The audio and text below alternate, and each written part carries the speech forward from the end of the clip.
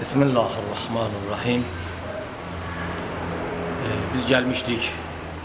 Kardeşimiz Azerbaycan'ın güzel ruhanisi Hacı Serdar'ın apellasya məhkəməsinə, Şirvana gelmiştik ki, məhkəmənin qarşısında dayanaq və görək nə hökm oxunacaq. Amma təəssüflər olsun ki, bize heç məhkəmənin ətrafına da icazə vermədilər.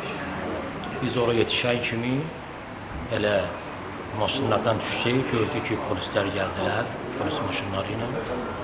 Dedilər, bizi niyə gəlmişsiniz? Gedin, dayanmayın, tərk edin şəhəri. Dedi, biz gəlmişik məhkəmənin hökmünü bilir. Hər bir vətəndaşın hüququdur. Hacı Serdar bizim kardeşimiz, bizim ruhani, Azərbaycanın görkəmli ruhanisi. Hər bir insan öz boynunda bir vəzifə hiss edir ki, gələ, baxa görə ki, nə hökm oxunacaq. Biz də buna görə gəlmişik. Heç nəzərimiz aksiyada deyil. Bir halda ki, deyirlər bizə, siz niyə bura gəlmişsiniz? Bura sizin məqəssiz zonamızdır. Aksiya eləmək istəyirsiniz. Biz aksiya eləmək istəmirik. Biz gəlmişik sadəcə olaraq sivil yolu ilə.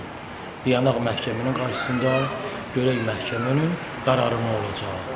Bizə hətta bu imkanı vermədilər. Dedilər, tezliklə şəhəri tərk edin.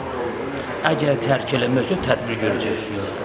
Bu hansı qanunda var? Hansı qanunda yazılır ki, bir nəfər əgər gələ istəyə, məhkəmənin qarşısında iştirak eləyə, onu gələk bu cür məntəqədən uzaqlaşdırmaq lazımdır.